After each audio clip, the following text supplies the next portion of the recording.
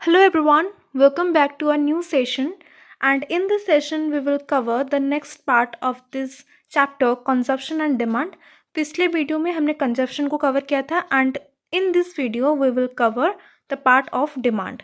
तो डिमांड में हम बेसिकली कवर करने वाले हैं what is demand, then some factors influencing demand and law of demand. इन सारे टॉपिक्स को हम कवर करेंगे. Okay, so let's start. So the first thing that comes in demand is what is demand. तो पहले जानते हैं डिमांड क्या है. तो बेसिकली डिमांड का मीनिंग होता है डिज़ायर फॉर कमोडिटी. अगर हम एक कमोडिटी को खरीदने के लिए हमारे अंदर एक डिज़ायर प्रोड्यूस होता है, like if you want a mobile phone, तो हमारे अंदर एक डिज़ायर होता है, तो उसको हम बोलते हैं डिमांड. एंड वो डिज़ायर ऐसा होना चाहिए कि उसको हम फुलफ़िल कर सके. जो अनवांटेड डिज़ायर होते हैं, जो हम फुलफ़िल नहीं कर पाएंगे, वो इस इकोनॉमिक्स के डिमांड में कैलकुलेशन में नहीं आएंगे. ऐसे जो डिज़ायर होते हैं जिनको हम खरीद सकते हैं, हमारे पास एबिलिटी हो, विलिंगनेस हो, तो उन सारी चीज़ों को हम बोलते हैं demand. So the definition says that a desire for a commodity backed by ability and willingness to pay. अगर हमारे पास एबिलिटी हो, विलिंगनेस हो उस कमोडिटी को परचेज करने के लिए, तभी हम उस कमोडिटी के डिज़ायर को डिमांड बोलेंगे. Okay, and this is will be at a given price and at a given time. Okay, demand आ गया समझ. फिर आते हैं फैक्टर्स इन्फ्लुएंसिंग डिमांड. अब जो हम डिमांड करते हैं, इसके अंदर में बहुत सारे फैक्टर्स होते हैं जिसके वजह से हमारे अंदर एक डिज़ायर प्रोड्यूस होता है. तो इस जो relation between demand for a commodity and it's influencing factor, जो इनका जो रिलेशन है, हम जो चीज़ों को डिमांड करते हैं एंड कौन से फैक्टर नीड होते हैं, तो इनका जो रिलेशन है उसको हम बोलते हैं डिमांड फंक्शन. ये आपका 2 मार्क्स क्वेश्चन में भी आ सकता है. ओके, एक लॉन्ग क्वेश्चन है that is factor influencing demand. तो पहला पॉइंट है इनकम ऑफ द कंज्यूमर. अगर एक कंज्यूमर का इनकम कैसे इन्फ्लुएंस करता है डिमांड को. Okay, so income the consumer implies his purchasing power or ability to pay. Larger income implies greater purchasing power and more demand for a commodity. So इसको समझो कि अगर एक पर्सन का इनकम लेवल ज़्यादा है, okay, so if a person is rich, तो उसका डिमांड भी उसके हिसाब से ज़्यादा होगा, राइट. तो उसका जो चीज़ें वो खरीदेगा वो लग्जरियस होगा, ज़्यादा प्राइस का होगा, उसका डिमांड ज़्यादा होगा, राइट. अब पुअर पर्सन की बात करो तो उसका डिमांड उसके कंपैरिजन में बहुत ही ज़्यादा कम होगा. सो इनकम हमें डिवाइड करता है हमारे डिमांड को. ज़्यादा इनकम हुआ तो ज़्यादा परचेसिंग पावर आ गया एंड इसके वजह से डिमांड भी ज़्यादा होता है. अगर लो परचेसिंग पावर है तो डिमांड भी उसके हिसाब से कम हो जाता है. ओके, फिर आते हैं प्राइस ऑफ द कमोडिटी. एक कमोडिटी का प्राइस भी बहुत ही ज़्यादा इंपॉर्टेंट है डिमांड के लिए. कैसे कि price of the commodity and its demand are inversely related. Inversely related का मीनिंग होता है वो अपोजिट में होते हैं. लाइक प्राइस अगर इंक्रीज करेगा तो डिमांड हमारा डिक्रीज करेगा, अगर प्राइस डिक्रीज होगा तो डिमांड हमारा इंक्रीज होगा. इसको हम बोलते हैं इन्वर्सली प्रोपोर्शनल. आप डेली लाइफ में भी देखो, अगर आलू का प्राइस हमारा कम हो रहा है तो उसका ज़्यादा डिमांड हो जाएगा. अगर उसका प्राइस ज़्यादा हो गया तो हमारा डिमांड जो है वो कम हो जाएगा एंड अदर प्रोडक्ट्स में ज़्यादा हो जाएगा. तो इसीलिए बोलते हैं price and demand are inversely proportional. This is the essence of the law of demand. And ये जो हमारा जो प्रॉपर्टी है, इन्वर्सली प्रोपोर्शनल का जो प्रॉपर्टी है, that is the basic character of law of demand. In other words, when price of a commodity increases its demand falls and vice versa. इसका opposite भी होगा. फिर आते हैं थर्ड पॉइंट पे, price of the related goods. अब price of the commodity की वजह से डिमांड चेंज होता है, इसको पता चल गया. अब price of the related goods के साथ इसका क्या लिंक है. In some cases demand for a good changes due to the change in price of its substitutes और कॉम्प्लीमेंट्री गुड्स. इसका एग्जाम्पल देखो, अगर टी का प्राइस ज़्यादा हो रहा है, सपोज टी का प्राइस हमारा इंक्रीज हो गया, ज़्यादा हो गया, तो क्या होगा, price of tea is increases, that's why demand of T will be fall. But इसके सेम टाइम में कॉफ़ी का प्राइस अगर कम है तो लोग ज़्यादा कॉफ़ी प्रिफर करेंगे, दैट्स व्हाई कॉफ़ी का जो डिमांड है वो इंक्रीज हो जाएगा. तो टी का प्राइस इंक्रीज होने से कॉफ़ी का डिमांड इंक्रीज होता है. तो इसके वजह से हमें क्या पता चल गया कि price of the related goods, जो क्लोज सब्सटीट्यूट्स होते हैं, रिलेटेड गुड्स होते हैं, एक का प्राइस चेंज होने से दूसरे का अफेक्ट करता है. Population. The demand for different goods is also influenced by the change in population. Population के हिसाब से भी हमारा डिमांड इंक्रीज या फिर कम होता है. तो अगर एक प्लेस में ज़्यादा पॉपुलेशन हो तो उस प्लेस का डिमांड ज़्यादा होगा, कम पॉपुलेशन हो तो उसका कम हो जाएगा. So increase in the population of the factor affecting demand remaining constant, the demand for different goods will increase and vice versa. ज़्यादा लोग होंगे तो उनके वजह से उनका डिमांड भी ज़्यादा होगा, right. Distribution of income, fifth point है, the pattern of distribution of income in a country also influence the level of demand. Greater the inequality in the distribution of income, lower will be the demand.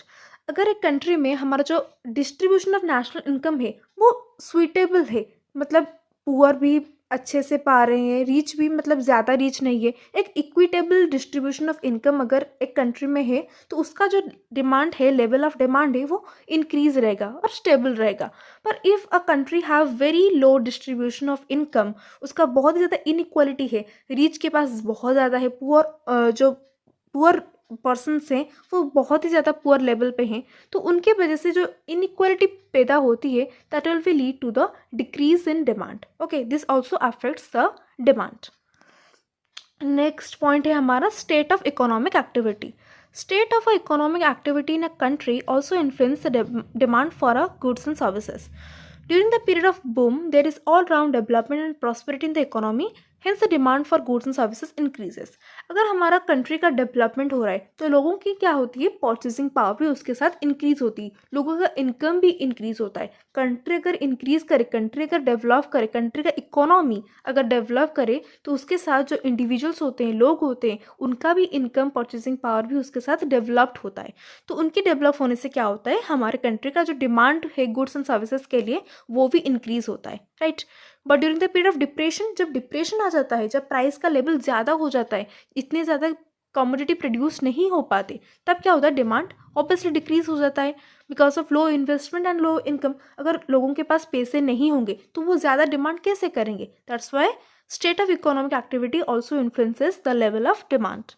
Taxes and policy of government, both taxation and public expenditure policy of the government also influence the level of demand through distribution of income. अब distribution of income कैसा होगा वो भी हमारे country के level of demand को भी affect करेगा, राइट. तो ये सारे पॉइंट्स आ गए हमारे फैक्टर्स इन्फ्लुएंसिंग डिमांड. तो इन सारे पॉइंट्स को आपको लिखना है if it comes for long question. अब आते हैं हमारे इम्पोर्टेंट लॉ इस डिमांड चैप्टर की, that is law of demand. So पहले इंट्रो लिखेंगे. The law of demand is an important law of consumption which explains the relationship between price and quantity demanded. तो price क्या है, quantity demand क्या है, इनकी जो relation है उसको define करता है हमारा law of demand. तो अल्फ्रेड मार्शल का definition याद कर लो. Amount demanded increases with a fall in price and diminishes with when price increases. The same concept जो मैंने आपको पहले ही बोला था कि अगर एक कमोडिटी की प्राइस फॉल होती है तो उसका जो डिमांड है वो ज़्यादा हो जाएगा. एंड इफ़ एक कमोडिटी की प्राइस ज़्यादा हो जाती है, इंक्रीज हो जाती है, तो उसका डिमांड जो है वो डिमिनिश हो जाएगा. Okay, this is the definition, we have to explain it through this law. So there is an inverse relationship between price and quantity demanded. So इस जो रिलेशनशिप है इसको सिम्बलिकली अगर प्रेजेंट करेंगे तो इससे प्रेजेंट कर सकते हैं हम like dx is inversely proportional to 1/px. तो जो dx है हमारा वो है demand for a commodity named x. x हमारा एक कमोडिटी है तो उसका जो डिमांड है हम उसको dx में रिप्रेजेंट करते हैं एंड px है उसका प्राइस. सो जो डिमांड है वो इनवर्सली प्रोपोर्शनल है प्राइस के साथ, that's why 1/px inversely proportional to demand. तो इसके फिगर में भी ये भी आपको समझ सकते हो आप कि if price of a x commodity decreases, demand for the x commodity increases, and if price of the x commodity increases, the demand for x commodity will be decrease. That's the symbolical representation of this law. इसके बाद हम देखते हैं इसके assumption पर. assumption उसे बोलते हैं जिसको हम assume करते हैं तभी ये law successful हो पाएगा. तो क्या क्या चीज़ें हम इसमें assume करेंगे. The income of the consumer, his taste and preference will be constant. एक कंज्यूमर का इनकम लेवल जो है उसका जो टेस्ट एंड प्रेफरेंस है वो कांस्टेंट होना चाहिए. अगर वो चेंज होगा तो उसके हिसाब से डिमांड भी उसके साथ चेंज हो जाएगा, तो वो इफेक्टिव नहीं रहेगा. Price of the related goods are constant.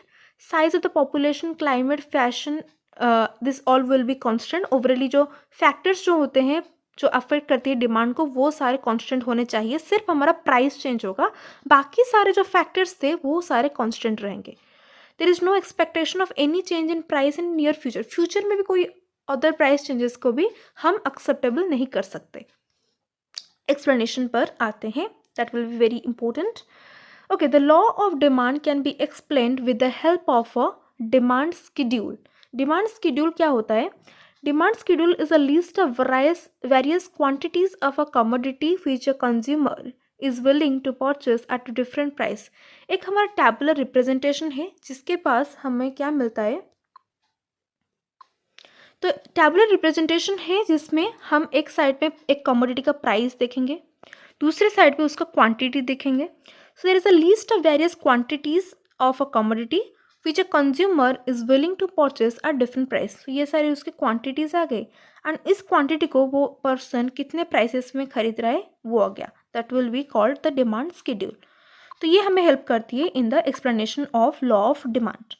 The schedule drawn aside shows that when the price of x, a commodity हमने ले लिया x, when the price of the commodity x is 40 rupees, जब जो इस price x commodity का price 40 rupees था तब उसका डिमांड था 5 kg, right.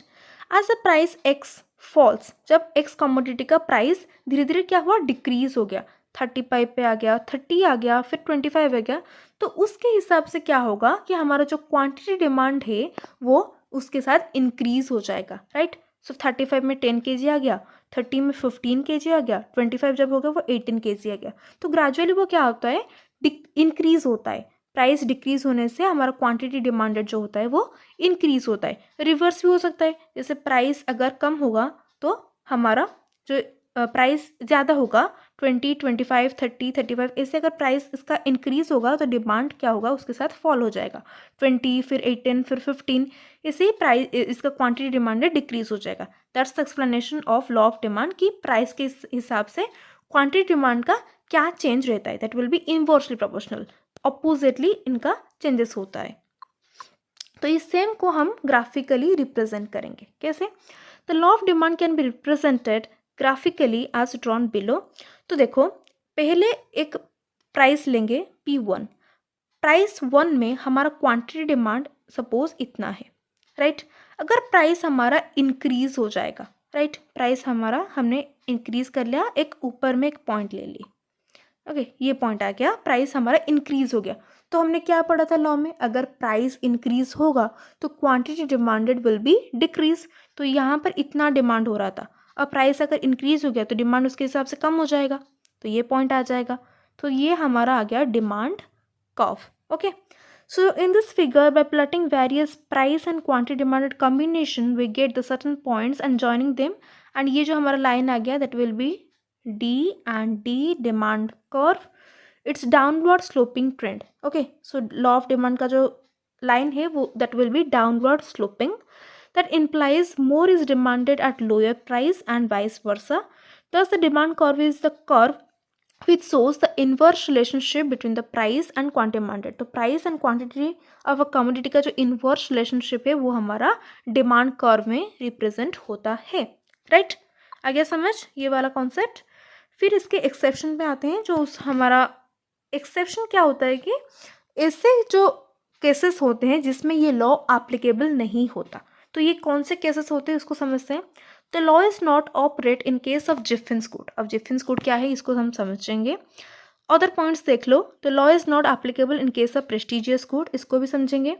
The law is not applicable in case of very essential good, ऐसे जो बहुत ही ज़्यादा नीडी गुड्स हैं जिसके बिना हम नहीं रह सकते, that will be called essential goods, जिसका जो फ्यूचर पोस्टपोन भी करना इम्पॉसिबल है, that will be called as essential goods. And इनके केसेस में लॉ ऑफ डिमांड एप्लीकेबल नहीं होता। If there is any exception of change in price in future, the law will be not operate. Okay?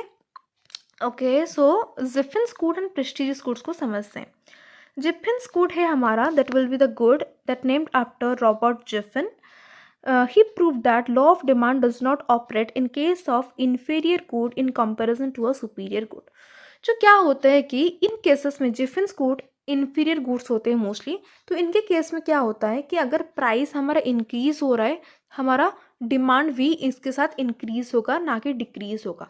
Price and quantity demanded will be directly proportional. Okay, इसमें decrease नहीं होगा, वो price increase होने से उसका demand भी increase होगा, price decrease होने से उसका डिमांड भी डिक्रीज होगा। This is called the Giffen's goods. In cases of Giffen's goods, the relationship between the price and quantity demanded is positive. Okay, hence the slope is upward sloping to right. तो graphical representation अगर Giffen's codes की करेंगे तो उसका जो slope आएगा वो upward sloping to the right आएगा। ओके, ये हमारा जिफिन्स कोड आ गया।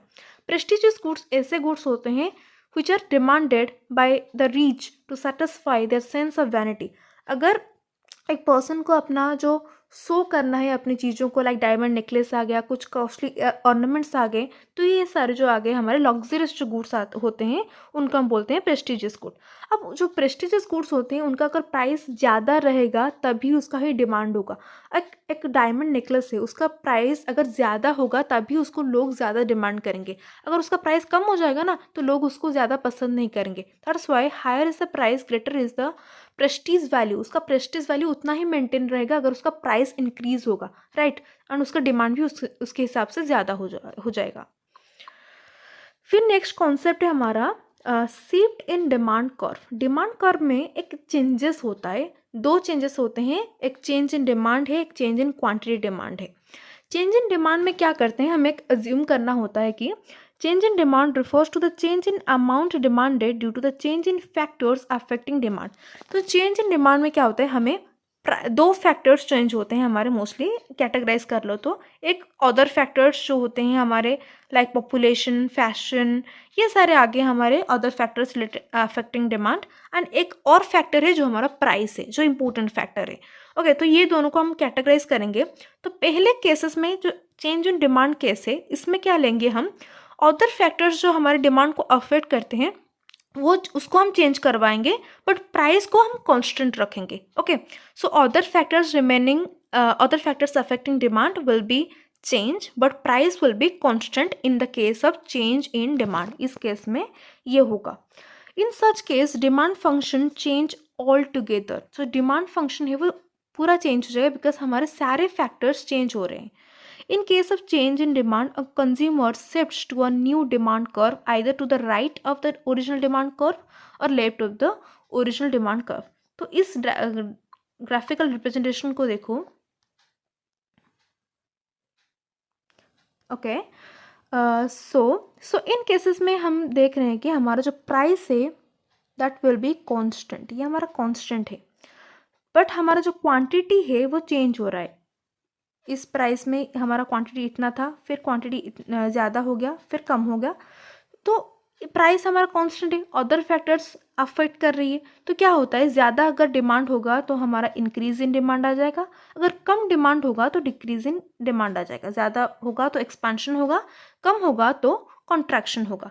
That is the shift in demand curve. And इसमें क्या होता है, जो डिमांड कर्व है वो मूव करता है एक प्लेस से अदर प्लेसेस में। एक सेम क्वांटिटी कर्व में वो नहीं रहता, वो शिफ्ट करता है from one point to another point. Okay, ये हमारा चेंज इन डिमांड है।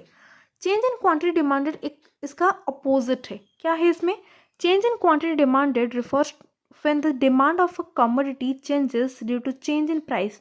तो उसका जो प्राइस है वो चेंज होगा, बट अदर फैक्टर्स जो अफेक्ट करते हैं डिमांड को वो हमारे कॉन्स्टेंट रहेंगे, सिर्फ प्राइस चेंज होगा। ओके, जो लॉ ऑफ डिमांड हमारा बोलता है। And states to what the law of demand says in case of change in quantity demanded. This is basically the law of demand. The consumer moves on the same demand curve from one point to another। इसको भी देख लो, इसका graph भी देख लो, ये वही law of demand का ही same exact graph है कि हमारा प्राइस P यहाँ पर था तो हमारा क्वांटिटी डिमांडेड इतना हो रहा था। अगर प्राइस वो कम हो जाएगा तो हमारा क्वांटिटी डिमांडेड उसके साथ ज़्यादा हो जाएगा। इनवर्सली प्रोपोर्शनल है। 1 by dx demand is directly proportional to 1 by px। that means inversely proportional।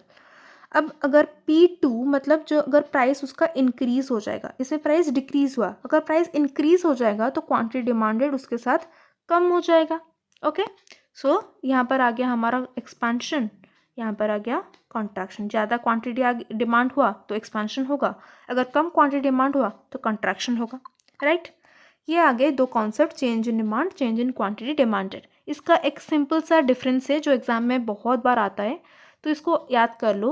ये हमारा जो चेंज इन डिमांड है वो मल्टी वैल्यूड फंक्शन है। कैसे? बिकॉज बहुत सारे फैक्टर्स इसमें इंक्लूड होती है, but change in quantity demand में हमारा सिर्फ प्राइस चेंज होता है, that's why it's a single valued function. It occurs when non price determinants change, price remaining constant. जो अदर प्राइस डिटर्मिनेंट फैक्टर्स है वो चेंज होते हैं, बट प्राइस हमारा कांस्टेंट रहता है। But change in quantity demanded में प्राइस चेंज होता है, अदर फैक्टर्स हमारे कांस्टेंट रहते हैं। In case of changing demand, the demand curve shifts to left to right और लेफ्ट। तो डायग्राम याद है सबको, एक पॉइंट से अनदर आइदर राइट साइड हो गया या फिर लेफ्ट हो गया, ऐसे मूव करता है। बट क्वांटिटी डिमांड में क्या होता है, एक सेम लाइन में वो एक पॉइंट से अनदर पॉइंट पे मूव करता है। एक सेम डिमांड कर्व में हम इसको मेजर करते हैं। तो movement is from one demand curve to another demand curve, एक डिमांड कर्व से अनदर डिमांड कर्व ऐसे मूव होता है। बट ये जो चेंज इन क्वांटिटी डिमांडेड है वो एक ही पॉइंट से मूव होता है। Okay, this is the simple difference between change in demand and change in quantity demanded. So that's all for this class. Hope you all enjoy it. So see you in the next class. Next class में हम इसके बाद के concept जो है price elasticity of demand इसको cover करेंगे. So thank you so much.